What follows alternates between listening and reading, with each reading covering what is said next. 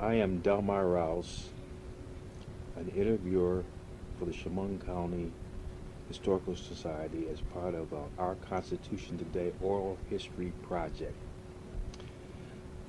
The purpose of this interview is to gain some history from Mr. James Glover. On August 8th, 1989, at his home at 603 West 2nd Street, Elmira, New York, 14905. This conversation between Mr. Glover and myself, Del Rouse, is being recorded at this location for the purposes of this project. My first question is, when did your family first come to this area? I know he's coming up with that. You had to have that. Yes. We like that. Okay, my best recollection was 1922. 1920. No, that is when the family came Right, here. the family, right. Of course, the dad was here a little earlier. Your father was here earlier? He came here before the family did. Okay, when did your father come? Well, now that, see, I can't be for sure on that because now I don't know whether it would have been 21. Like a year or two before the family came? Right. Okay, that's good enough. Yeah. Fine. So that meant that he came up before in order to find out if this is where you wanted to move your family or something like that? Well, he was looking for work. Oh, okay. Yeah, he was looking for work. And at that time,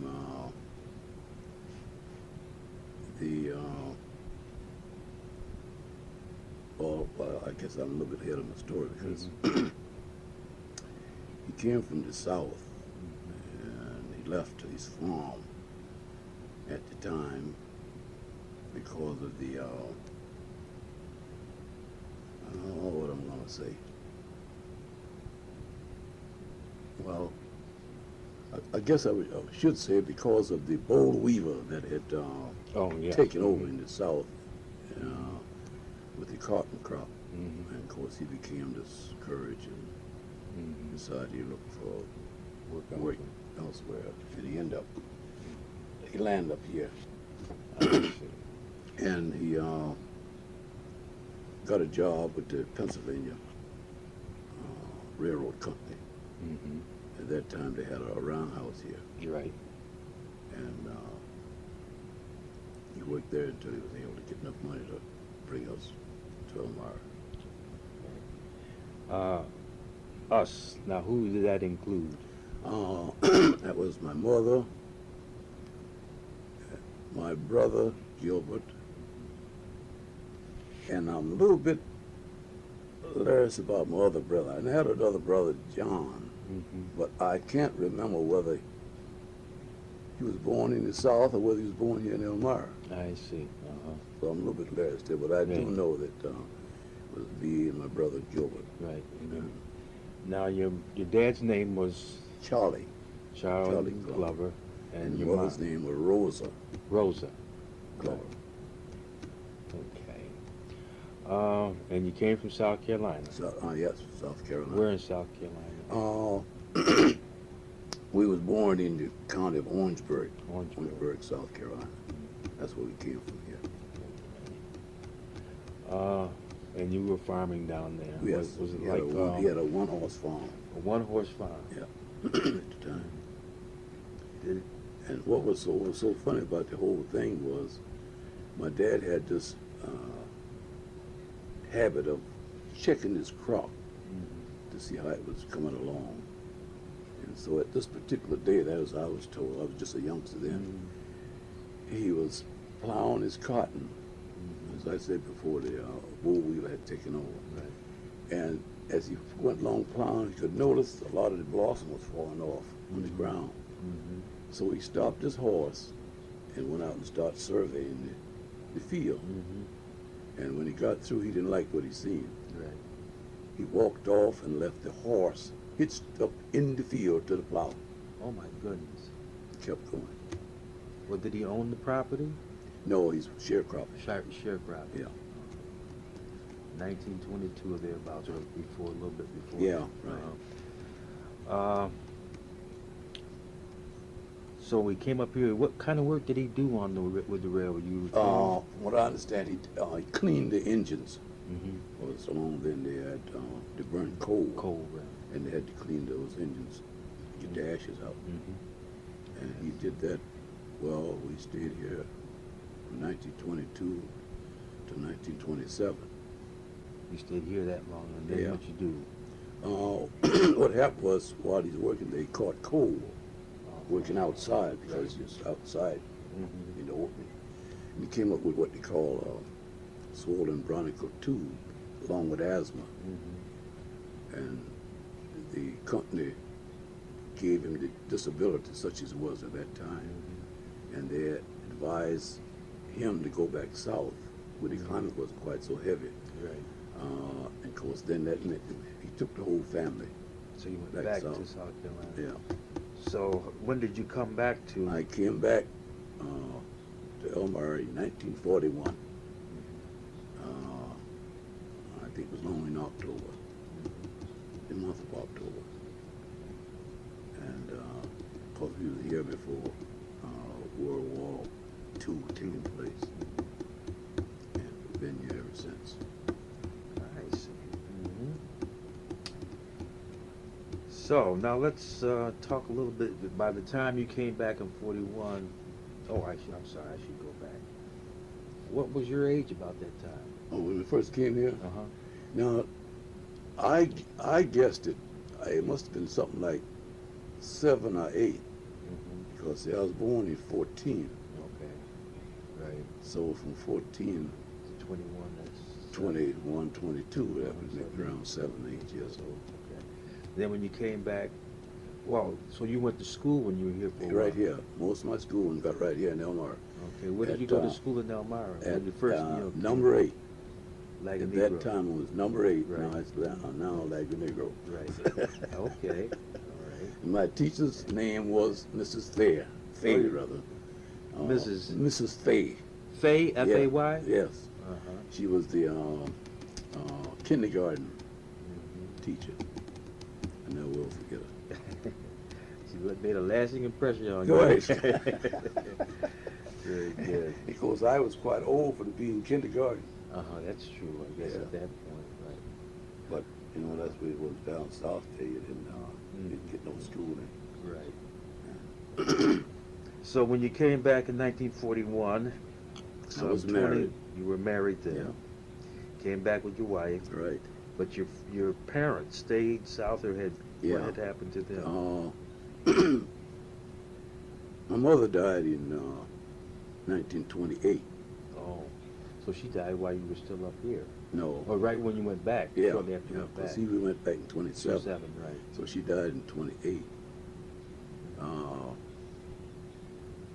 Right after the birth of Helen.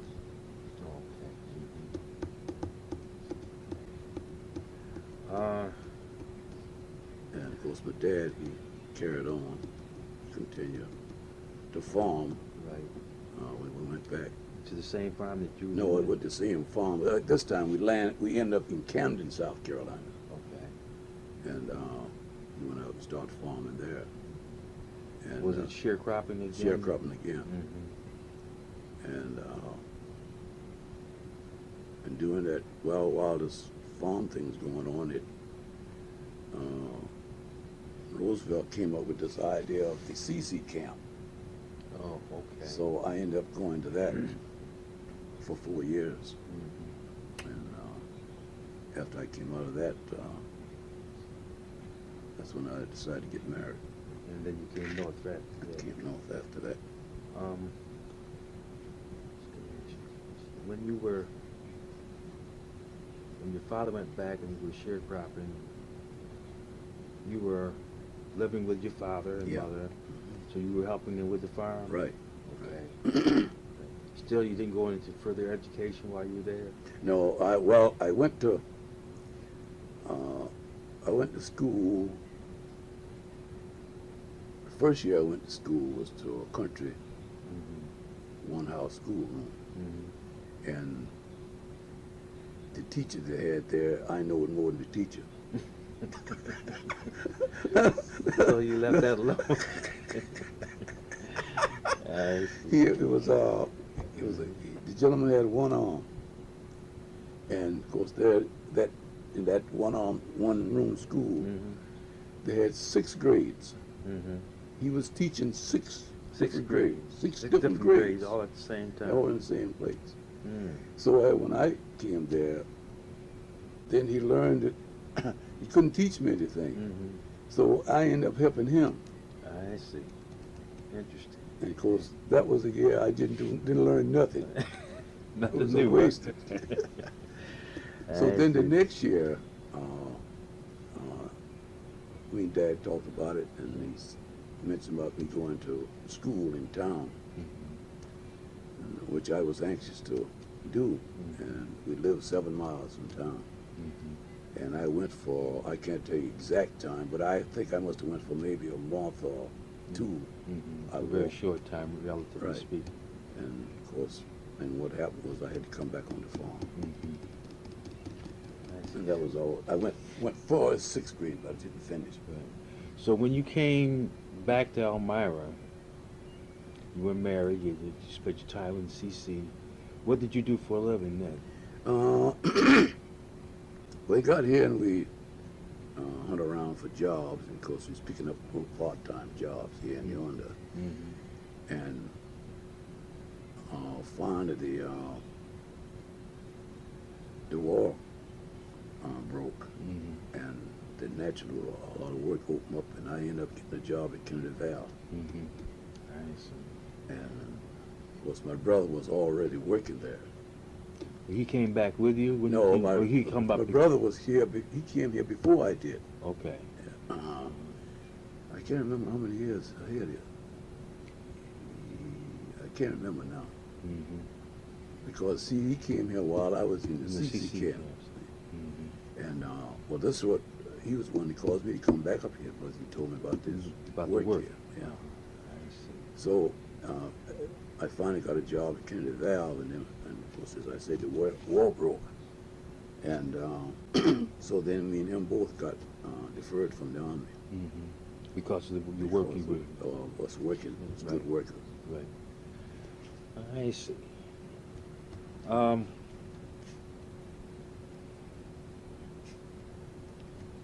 like to have you maybe spend a minute or two or a short period describing Elmira as it was when you came back in '41. Okay.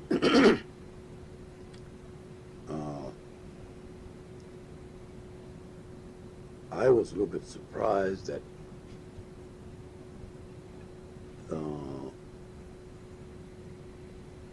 the blacks didn't have any more outstanding jobs than they did at that time. Mm-hmm. And I guess the most outgoing type of job then was the hotel jobs. Mm-hmm. And practically a number of men worked as waiters Mm-hmm. in the hotel. Was this the Mark Twain? Mark Twain. Right. And of course, after the, as I said, the war broke, but then that gave them a chance to get into the plants. Because along that time there was plants that they couldn't get in, the blacks couldn't get in.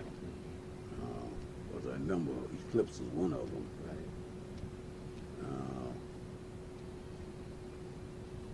Kennedy Foundry's type of work wasn't bad. Blacks could get into that without any problem. Nice. And I was trying to think, business-wise, there's very few businesses then.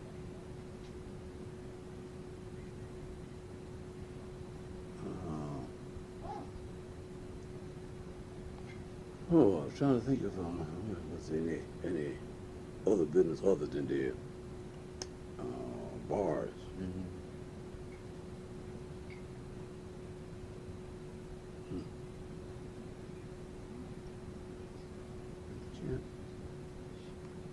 can't really remember.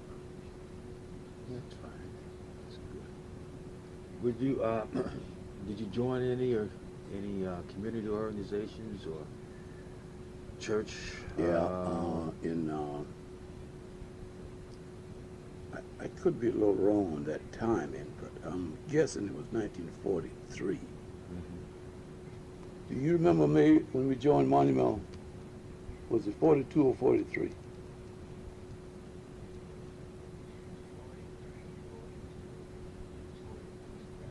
Huh? That's what I think, it was 43 when we joined the Monumental Baptist Church. So in the community at the time, the black churches had begun to function as an Yes. Organization within the community. Right, right. In addition to Monumental, all the other existing major churches in the community were in existence. I'm trying to think now. You had the Monumental Baptist Church, and you had Zion. Amy Zion. Douglas. And I think was that other one still here? That other Methodist church? Was it still here when we came here? Yeah. Bethel, that was a big one up there on Dixon Street. Right, right. Yeah, that was Dixon.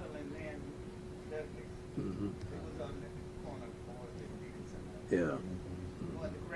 One right across from the other. Yeah, I remember that. Yeah, I remember that.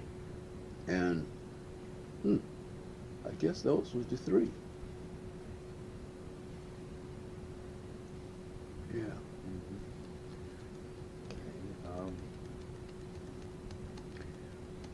Was that the only organization like that you were joined, or you could? I was join?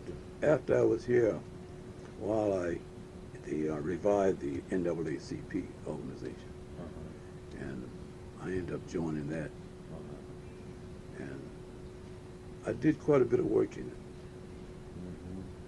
At the time, we finally found out that it was, during that time, it was difficult for blacks to buy homes other than on the east side. So we went to work on that. I was the housing chairman there for a while, and we were able to persuade the real estate people to give us an opportunity to buy homes elsewhere other than the east side. That was one of the major things we were able to do with the organization. So you were successful to some degree in getting that promoted. Right. Oh, good.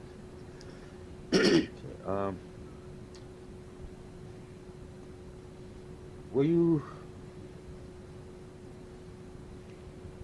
with the exception of the NAACP, did you become involved directly with any other civil rights movement or organization? No, I didn't. No, I didn't get involved in none of that stuff. Let's move up to like in the 1960s, when there was the advent of the black civil rights movement. How, if any, were you affected by that? If you can recall how you were feeling or what you were doing back in that time. Let's see. All that time.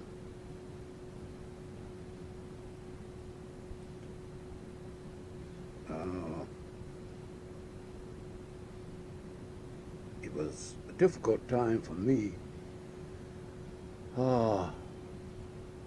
because I was trying to get into carpenter work.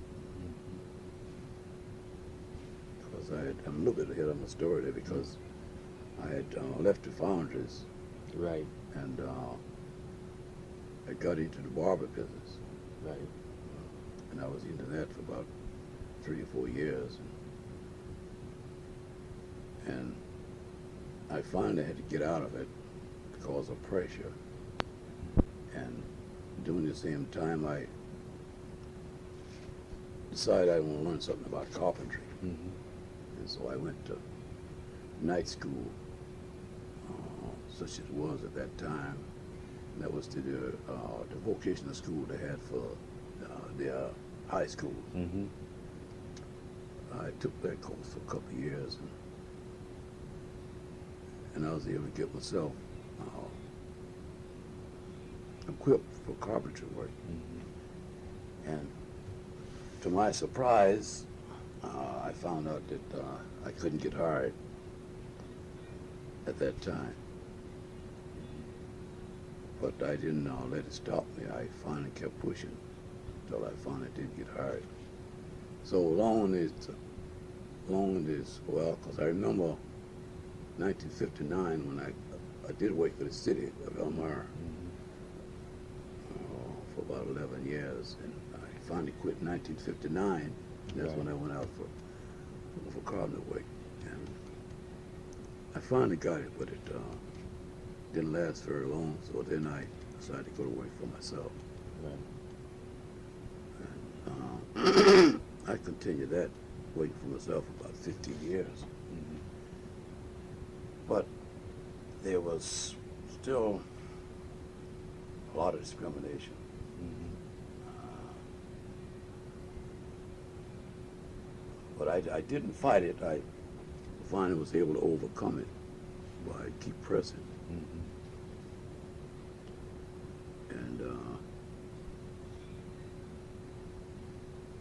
And well, I went through this, as I say, for about 15 years, trying to work for myself, and I was having an awful time till I decided I was going to get out of it. Mm-hmm. And along that time, I learned that the state was interested in a minority carpenter. And so I got called in on that. Well, this was in the 60s that you got This is past the 60s. This is I've been in business for myself for 15 years. Right. This is over in the 70s now. You were in the 70s. 74 to be exact, when I went to work for the state. Can you recall which events that took place during the civil rights movement that you can remember most clearly? Let's see now. Huh. That's a very good one.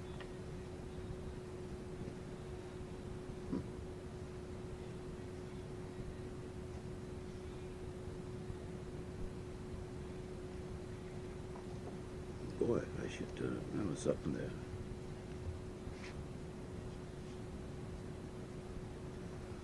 Oh, okay. You know, like the assassination of Dr. King, you had the riots. I mean, just so many things that Yeah, right. they affect people differently, and That's different right. things stays with people, you know. Right. I was trying to think of some of the local things that happened here.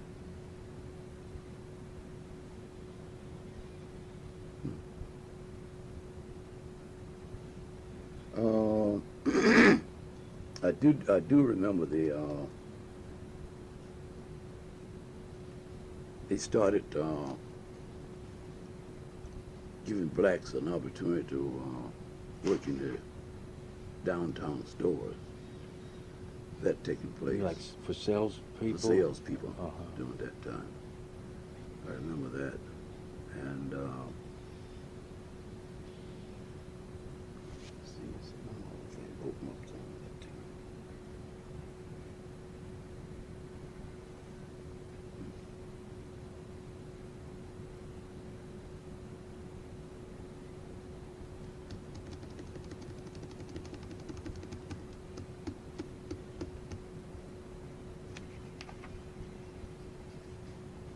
I probably think all this after you gone. Well, if you do, that's fine. I'll come back sometime. It's just that, Let's see. I was trying to think of something that really stood out. I know that part. Oh, let's see now. Let's see. Wait a minute.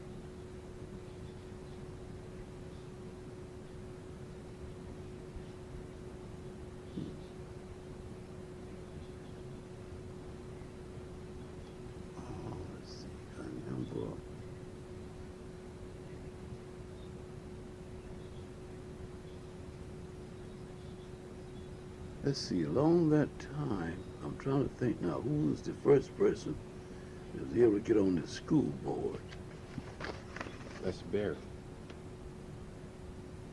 She was the first one? Okay. And I was the second. I was the first Okay, male. all right. She's the Okay, first well, one. that happened during that time. And I think along with that, Mr. Bragg, he got on the Housing commission there.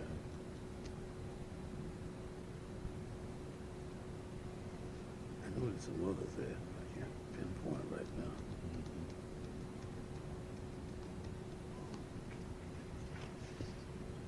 But anyway, I know things start opening up then. Right.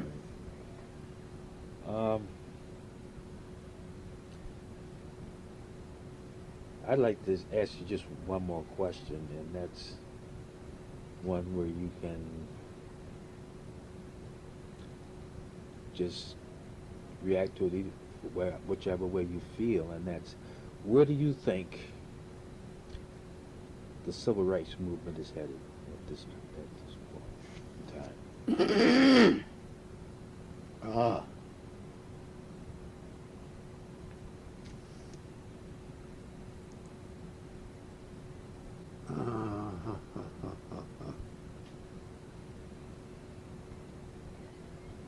At present, I really don't think it's going anywhere. Okay. And my reason is I think that on both sides it's a fault there. A fault? Yeah, Mhm. both sides. Neither one have done what we're supposed to do for us moving it on. Right. I think that we both have been prejudiced on either side and haven't done what we're supposed to do. And right now, I don't think it's going anywhere. The attitudes has got to be changed on both sides On both sides. for us to be able to be going forward. So I think right now we're at a standstill. You think we've gotten as much as we're going to get out of the Right. the last movement, That's per right. se, unless something else happens? That's right. That's right. That's the way I feel. What do you think about? I said I was going to ask you one more question, Yeah. but another. That's right. I guess I'm curious Yeah. as to what you feel the community of Chemung County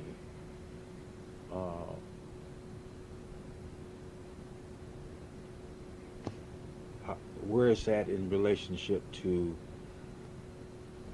blacks in general, or minorities in general.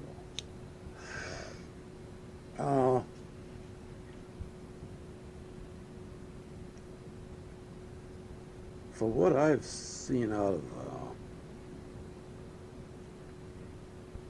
both sides,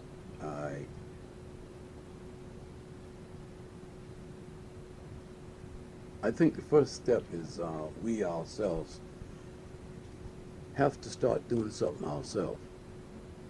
You mean we have to do more than we've been doing for That's ourselves? right. Okay. That's right. Mm-hmm. And by so doing, in other words, we have to let the other side know that we're willing to help ourselves. And I feel like by us doing that, they'll be willing to help us. Okay. Because this is one of the main things that I've learned through life is you got to help yourself first. That's true. Very true. If you're not willing to help yourself, nobody else will help you. And that's one of our biggest, not only here in Elmira, all over, one of our biggest downfalls. We can't depend on another guy. We have to prove to him that we're willing to help ourselves, and I think that he will counteract. Personally, do you have a sense of black history development in the county since you've been here, since you first came here, you know, until now? Do you have a feeling for what it might have been like? I mean, do you feel like have been a part of it, or Yeah. it just Oh happened in yeah. spite of you, Yeah. or Yeah. just how do you feel? Yeah. I feel like I was a part of it. Because I did things here that I know that helped the community. Mm-hmm. And I did things, maybe I didn't succeed the way I thought I would, but I tried. Because I said I had a barber business here. Right. Right. Uh-huh. And I was determined to learn something about carpentry, so I went to night school. But I said I was, main thing I was interested in making something out of myself. So I know in order to be able to be in demand, you must know something. Right. So this is what gave me the idea to go to school, learn something about the trade that I liked. And by so doing that, I was able to help a number of people. Plus, I was able to get a job that I was satisfied with the state. Right. And this made me very, very happy. Oh, I can understand why. You came a long way. That's right. You came a long, long way. Right, right. What about other blacks that were like your contemporaries, your peers, over the last, what, 30 years in the community? Have you seen some positive growth with them, or in them, I guess is what it is. Huh. Uh,